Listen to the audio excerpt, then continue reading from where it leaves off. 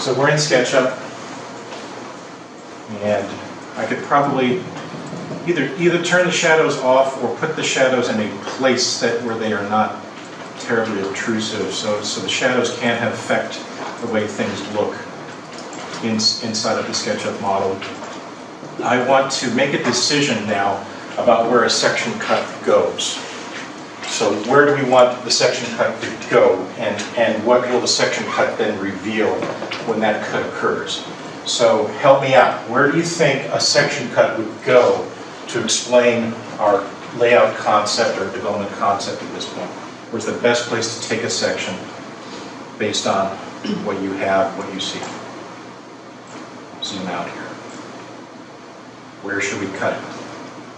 Where's the best place to cut a section through this development? This is the participatory part of the class. Yes? For the record, I'm not raising my hand. Oh, okay, great. Okay. For the record, it's dark in here. I would cut it so that you can show part of your bioswale screen thing there. Okay. I think that's an important part of your design. Okay. And then also probably include a road at one or two of the houses. Right. Okay, great. Okay. All right. So should we cut through a house, or do we include the elevation of a house? I would do the elevation. Okay, so those decisions are things you want to make before you take the cut. So what I'll do then, so that's good. Those are some of the key decisions you want to make before you make the cut. So I don't want to cut through a house. I will cut through something, right, laterally, but there will be something here cut eventually. So the recommendation I make is to make a tiny little sandwich board that stands in the middle of something. So I'm going to make this tiny little placard or billboard or something, just something tiny that is standing up. It has to be standing up, like a little menu board or a sandwich board. It's out of the way, but it's in the place of where you want this cut to occur. So right along this line here. You can also pull a guideline there. We pull guidelines by toggling the measuring tool here with the control key. For Apple users, it's the option key. So I have to toggle that, and I can pull out a guide.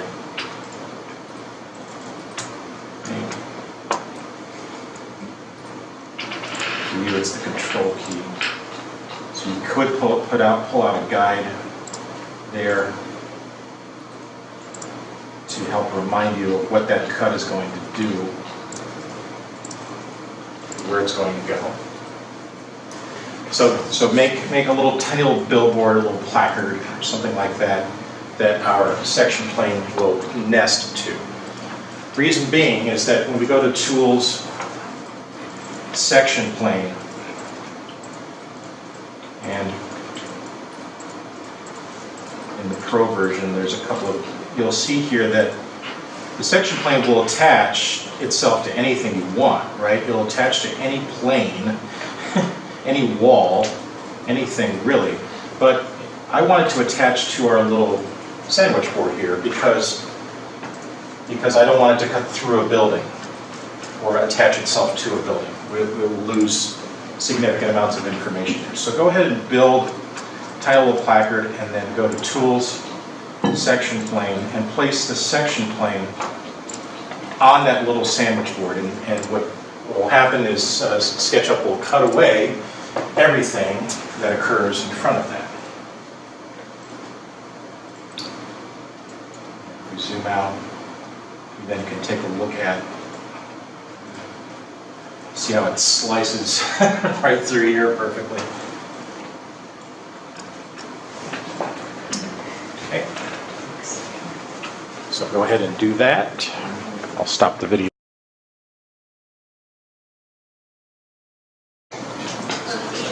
So we are in Muncie, and this is a fairly flat site, but if we were working with topography, if we were in Pennsylvania, the geolocation can do that. We can go to Add Location, and I'll I'll pick a place in Pennsylvania that I know.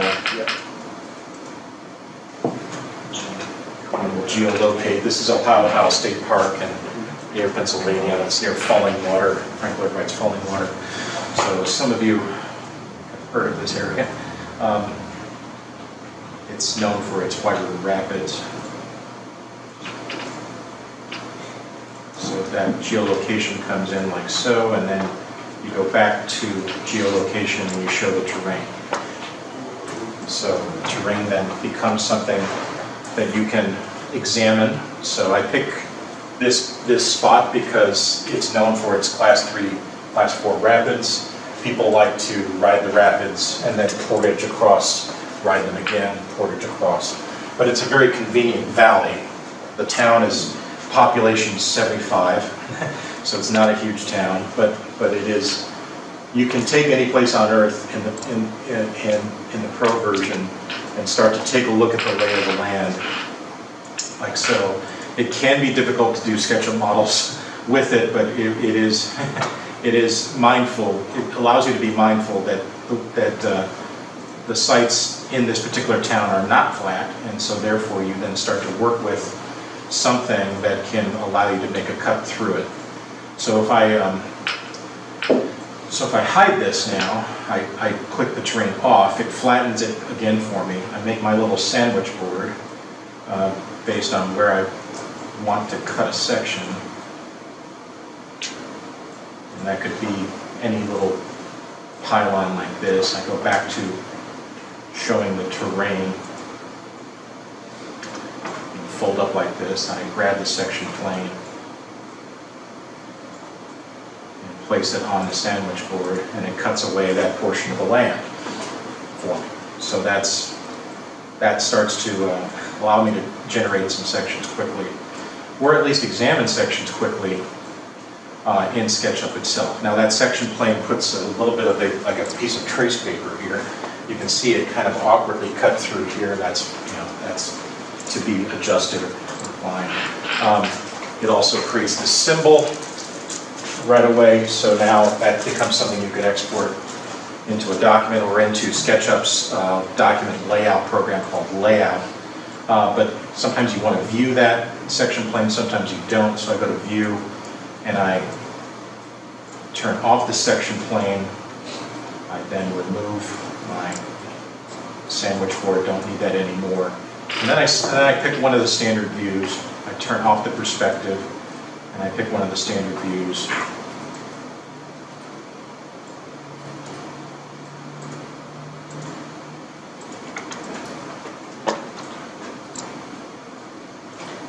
Or the isometric view. The isometric view is pretty exciting.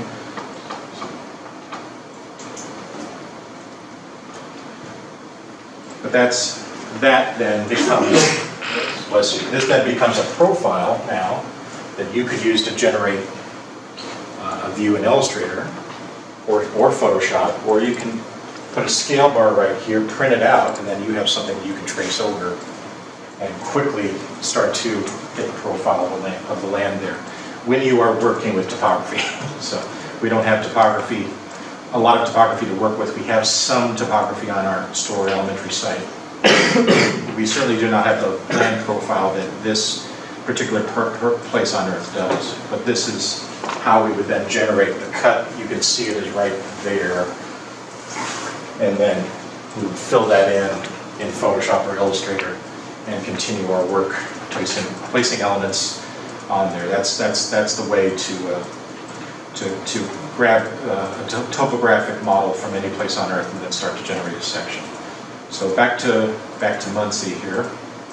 Right now, the section plane is viewable, so I'll go to View, and then I'll turn off the section plane, so that now is gone. I will turn off the perspective on the camera, and then I'll pick the standard view that corresponds best to the cut that we've made. So if we go back to Camera Standard Views and go through that gallery of possibilities, looks like front, back, left, right. This looks like the one that I'm interested in. And I'll zoom in. Maybe we may only be interested in a portion of it, of the model. We may be interested in the entire site model. Remember, my shadows are also open, so that is affecting, I can turn those off. You can see that the shadows are affecting the view of the houses based on this model, so we can put the shadows in a different place, or we can turn them off entirely. This solid is black, so there's no light passing through any windows. We haven't painted any windows. In this model, all the windows are white, and if you want them to be translucent or transparent, you simply paint them with a glass material, and that will start to allow light in. But otherwise, that cut up is satisfactory for me. Next decision you want to make is, are your trees going to be on or off? If you've placed trees in SketchUp, you want to decide if those are on or off at this point before you continue on with the cut. Reason being, you want to make that decision. Do I place them in using PNGs in Illustrator or Photoshop, or do I simply accept the SketchUp trees that I've placed? You want to decide what kind of entourage is in the SketchUp model versus entourage that you can place in Photoshop or Illustrator. That would include cars, people, trees, all those things. So now you want to make that decision. And in terms of how much information is going to be coming through in the model itself. I didn't place any trees in the SketchUp model, so I will assume that I will be placing them in either Photoshop or Illustrator next. So I get it to a position and a view where I'm comfortable with it. I'm going to get ready now to export a two-dimensional graphic.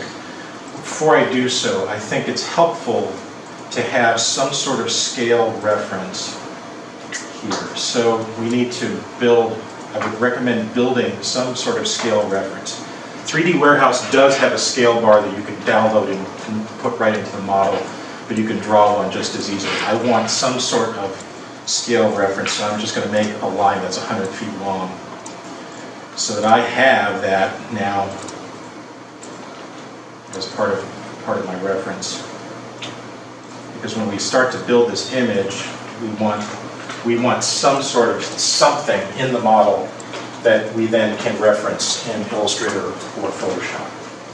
So that's a 100-foot bar now that we will use elsewhere. So I'll move that out of the way. And then I'll get ready to export 2D graphic. What should we do if our line and shapes are disappearing because of the section plane? Because where the section plane is? Yeah. We just slide it back here. Let's take a look.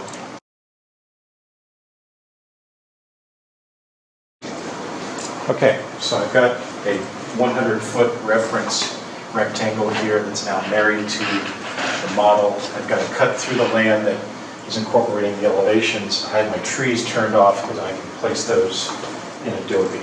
So I'm getting ready to export 2D graphic. There also is the option of a section slice. So there's a couple of different settings there. It's better if you're going, a section slice is much better if you're going straight to AutoCAD. But of course, an AutoCAD drawing can be opened in Illustrator. That would then create a vector drawing of just what the slice is touching. This is very important. In urban design, urban planning, we're interested in what's behind, right? We're interested in what has some depth.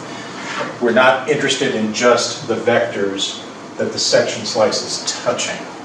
Okay, it's better for our friends in architecture because they are making a very specific section cut through lines and voids and solids, right? So we're interested in what's behind. So we're better off not doing a section slice. We're better off exporting this as a two-dimensional image. So export 2D graphic. I want a PNG, and I want the option, I would like the transparent background to be turned off. Now, the view size right now is 1824 pixels. How big of an image do we want to make eventually? How big do we want our section to be? This is where you decide it, okay? So simple math. If it's 17 inches wide, we're making 11 by 17, and and we want this image to be 17 inches wide, how many pixels does it have to be? Depending on which resolution you have. What resolution do you want it to be? Let's decide that. 200 dpi? 150, or that was for the file. Yeah. So let's say 300 dpi times 17 inches. 300 dpi times 17 inches. 2100.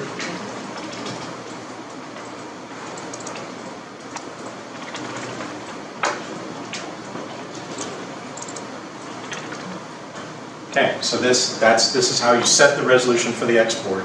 That's the resolution picture that you're going to end up bringing into Photoshop or Illustrator. Wait, did you say by 17?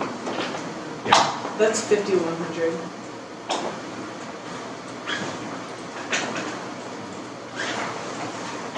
Okay, so it's going to be a pretty big image. Okay. How do we get that to pop up on here? Okay, so let's do the steps again. File, export, 2D graphic. On the pull down here, we want to select PNG. Options. And this is, we either use the view size of your monitor, right? Which is, my monitor is 1024 by 768. Or we tell how big of an image we want it to be, and we select the option for a transparent background. Okay, this is a PNG that we will now bring into Illustrator. That's now 5100 pixels. Okay, so store high density, section, cut, desktop, export.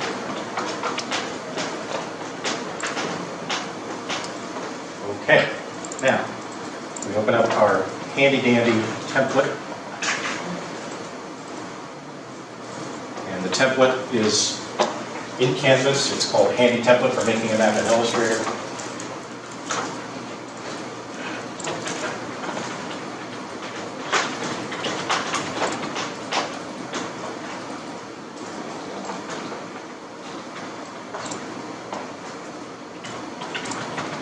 And it has a bunch of extra layers, which just encourage you to explore, to get rid of, rename, whatever.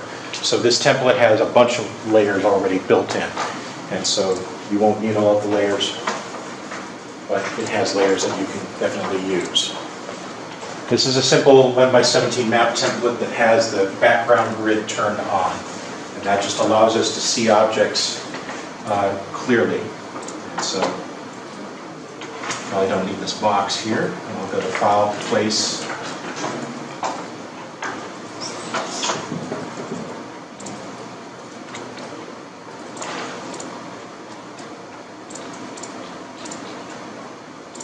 see, that's what it generated. So, okay. So let's ask ourselves: is that something we want? Is that right? Chances are it's got. Let's see some of yours. Yeah, it's got blue. Does it have a blue sky or gray sky? Green. Yeah. So it's got those things going for it. Those may be things that you're interested in. Those may be things you're not interested in. So maybe we doctor this in Photoshop first. Always change things in Photoshop.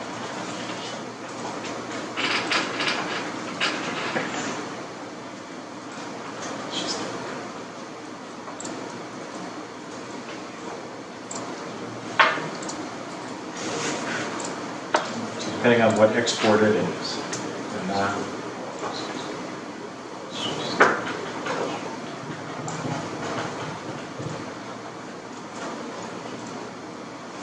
So I can select, using the Magic Wand tool, I can probably select all of that, delete that away.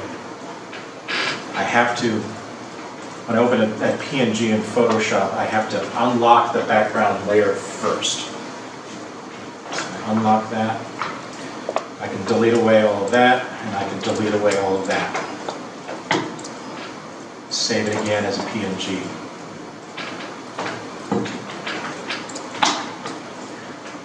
back to Illustrator. I'll replace this.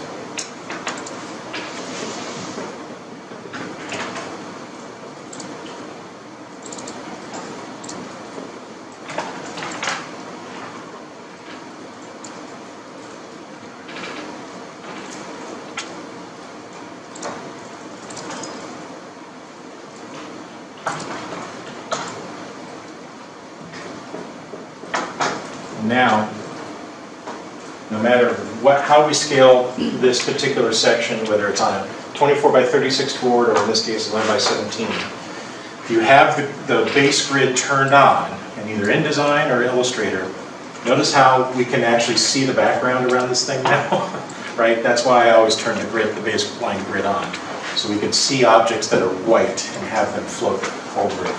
We also have this scale bar reference so that no matter how the image ends up, on whether it's a 24 by 36 or otherwise, we then can make a scale reference bar, or we can either make one or we can use one and marry it to the scale that is now married to the model itself.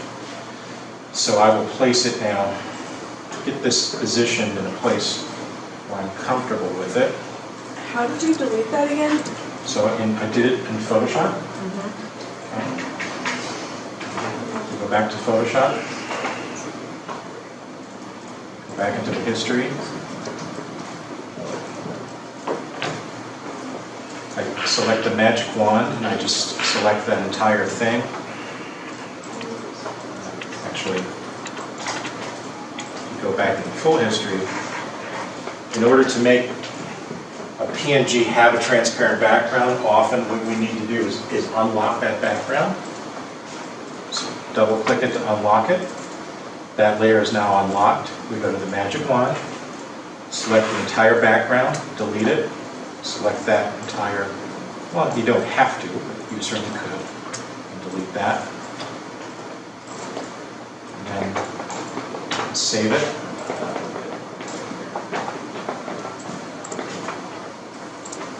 Now it's ready to export. Okay? That was in Photoshop. Okay, I want this drawing to be on its own layer, so I can cut it away and I can pick a layer, either pick a layer that's in the template or make a layer.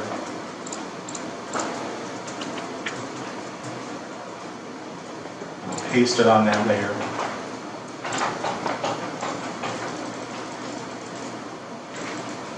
And in all Adobe products, if you grab the corner of something to resize it and hold down the Shift key, it will resize it proportionally. So I want this to really be a big part of this drawing. It's 11 by 17. I want that to be prominent and noticeable. Okay. I want that to be on its own layer. In Illustrator, some things you don't want to move around while you're working with them. So with the object highlighted or selected, I go to Object Lock Selection, and now that drawing will not move around, right? If you're upset with things messing around and constantly moving in Illustrator, just know that you can make a selection, go to Object, and lock it, and it will lock it in place. Okay? Ready to keep going? Yes? Okay. All right, let's make another layer. I'm going to call it the foreground ground.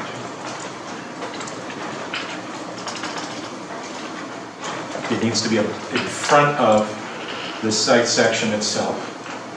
And I'm going to grab the pen tool. With the pen tool now, we have a couple of selections to make. We have a fill and a stroke. So fill and the stroke are the variables that we want to work with. The stroke menu is a good thing to have open.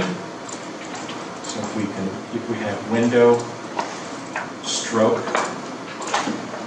it's a good thing to have open because now the lines that we make with the pen tool can be determined how they appear. So under the stroke menu, I'm going to select a fairly big stroke. It can be black. or it could be gray, or it could be orange, whatever the case may be. But I want to make this fairly noticeable. I'm not putting any dashes or arrowheads or anything like that, just a uniform stroke. And I just want to start to make a tracing now of where section cut is, including the land profile. We have a slight, I have a slight bioswale here to work with. And the pen tool will make a continuous line. I'll get this out of the way here.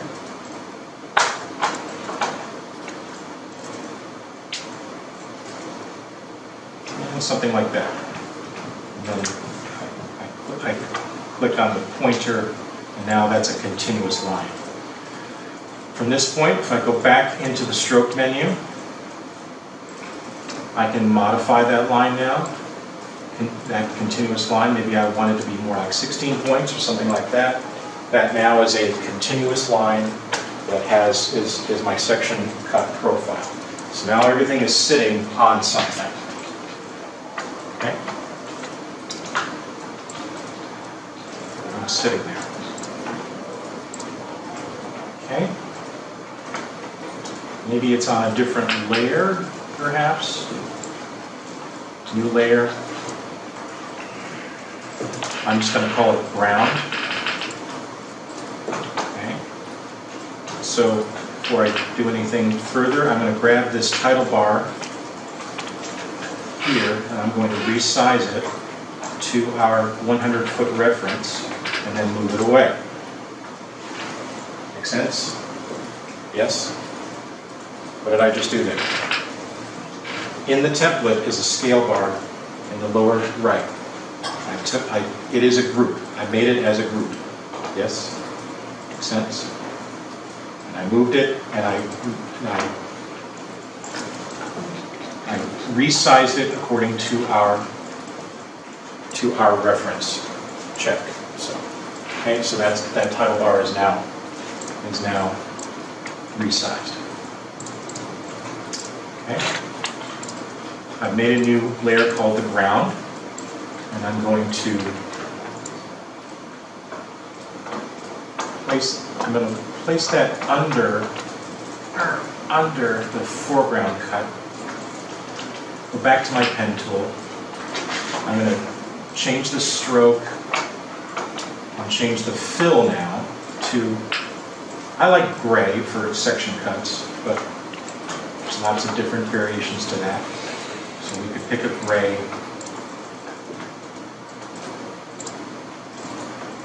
20% or 30% gray, something like that. And I can tell it to have no stroke. So in the left-hand side here, these two variables in Illustrator, this is the fill of a shape, and this is the stroke or the line weight of a shape. And we can always, when we're working with shapes in Illustrator, we can always modify them here. I'm going to make now, on its own layer, round. I'm going to make a solid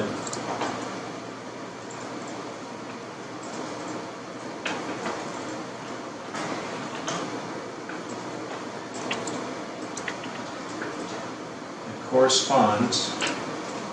Oh dear, I'm on the wrong. Made a mistake. I made a mistake. What mistake did I make? Yeah, it locked to the other line. So I want to be on my new layer.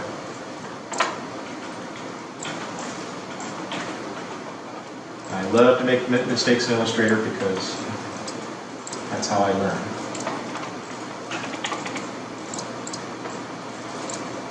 All right, so I'm on ground. I'm underneath foreground cut, and I'm going to make a big solid. Big gray solid.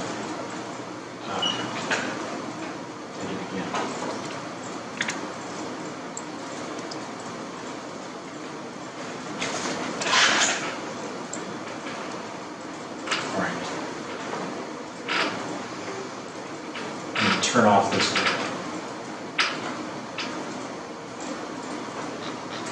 pen tool. brown.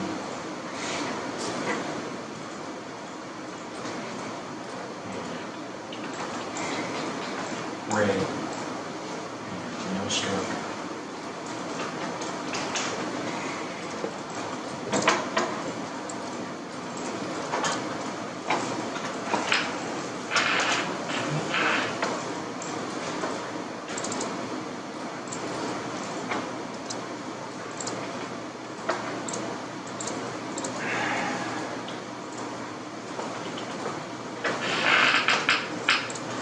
Okay, so I just made a big, big shape.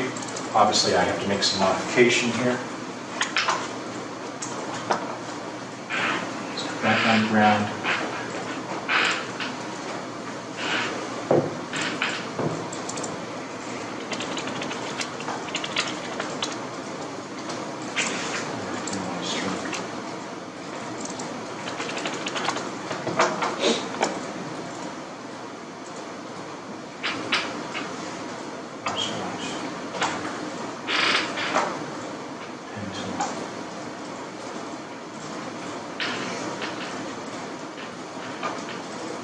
I'm just going to make it underneath. There, that'll help.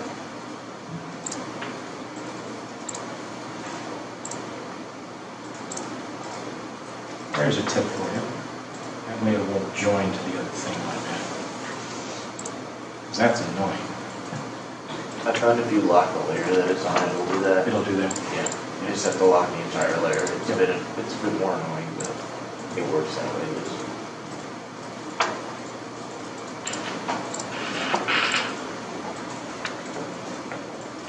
Bump up the stroke.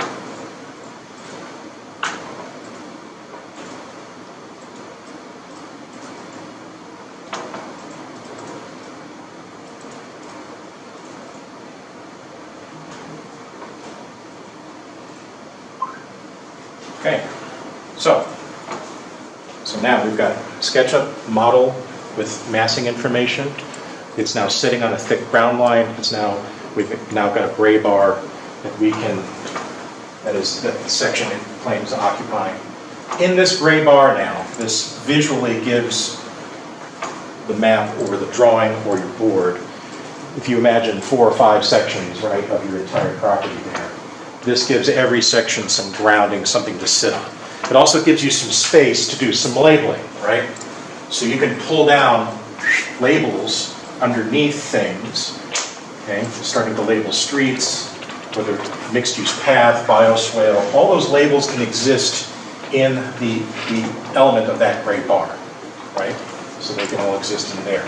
You can also place entourage accordingly on successive layers. So those layers probably want to be layers that are underneath that foreground line. So again, some new layers. So I'm going to just call some things an entourage layer. And I'll place it underneath the foreground. And I can go into my PNG files. You have a collection of PNGs that you like.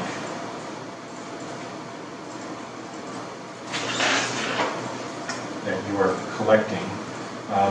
We have a collection going in Box.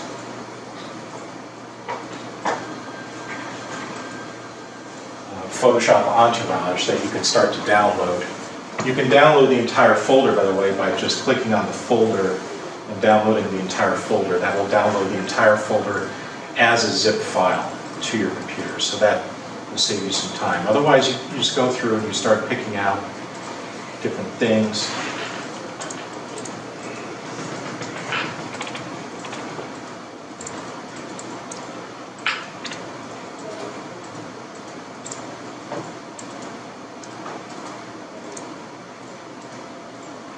Start placing that entourage into the Illustrator file. I want the active layer, the entourage, and I start placing things.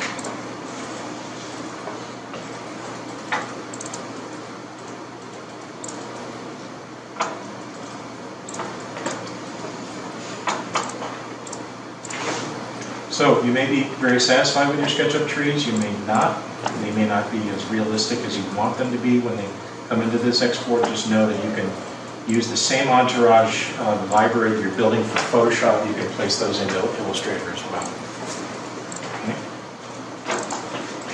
And that goes for trees, people, cars, things like that. Did we have a sky that we liked? Did we have one?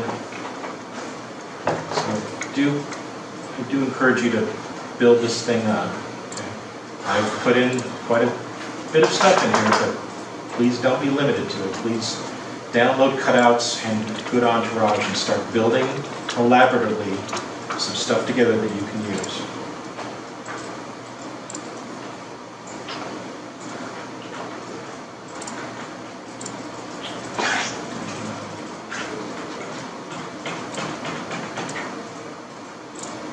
I want that to be on its own layer.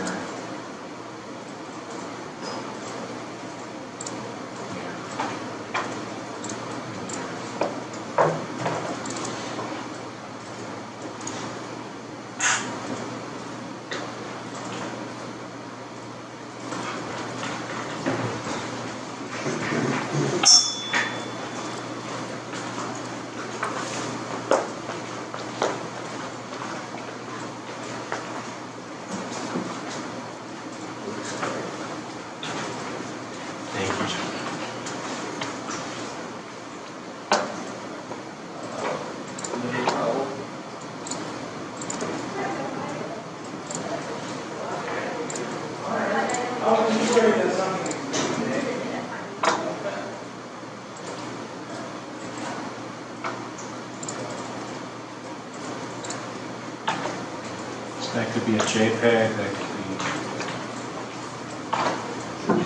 be stretched.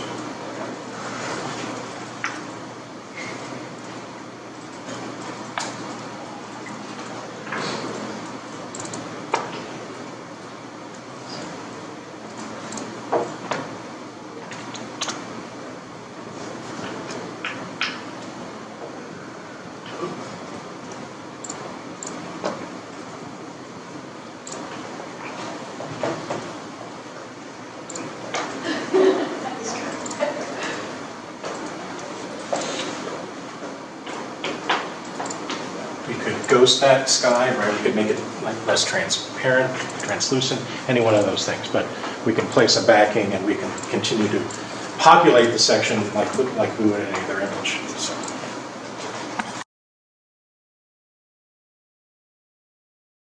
With the section, so that's another layer. So I make another layer.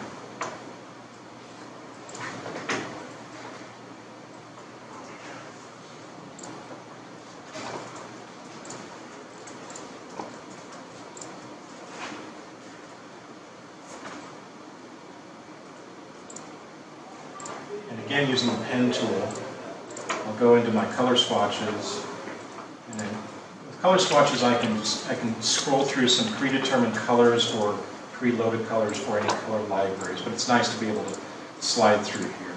These are single-family residential, so I'll pick a yellow for that.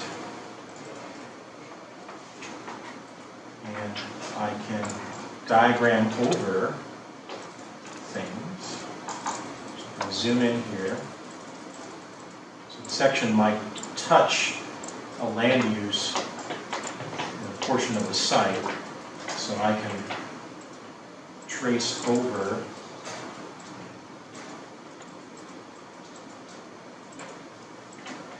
this house.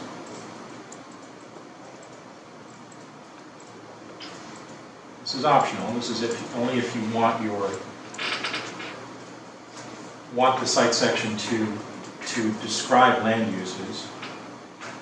Move this forward. I'll try that again.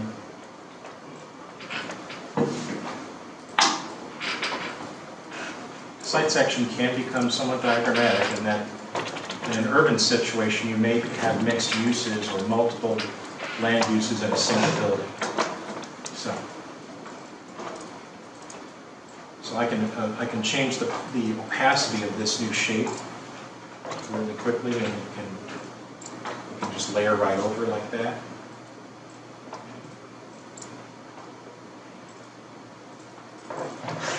So I just pick an opacity there. Let's say I'm over here and I'm cutting through this apartment building. I can also put in a shape that represents multiple floors with that land use. I need to change my color swatch to multifamily. Let's say deeper yellow or light orange. I may even, and then I may add a line. I may add a line then to represent another floor.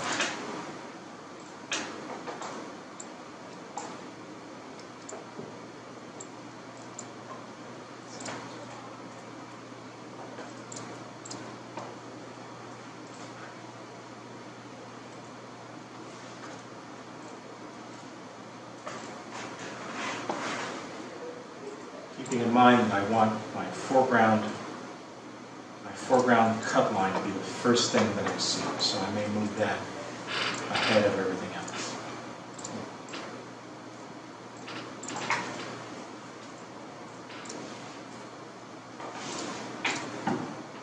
Always move.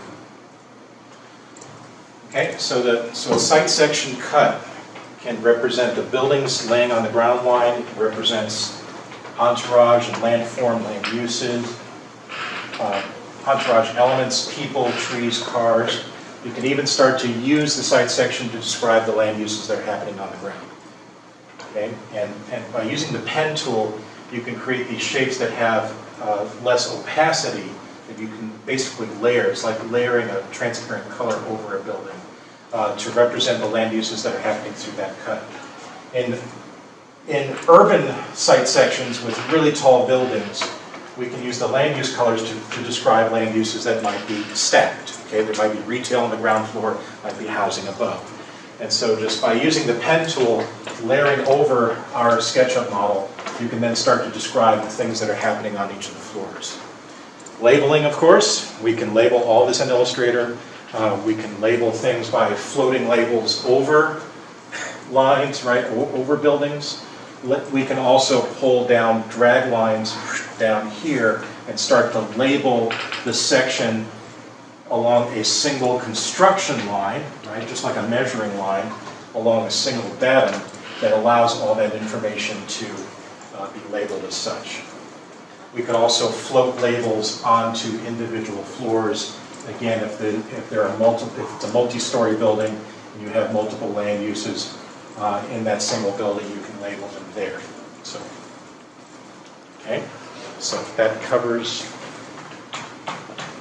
simple SketchUp model, exporting a two-dimensional graphic from the SketchUp model, exporting it to Illustrator, bringing in Illustrator elements and entourage elements, managing them in layers, and then labeling and creating a section that is full of information.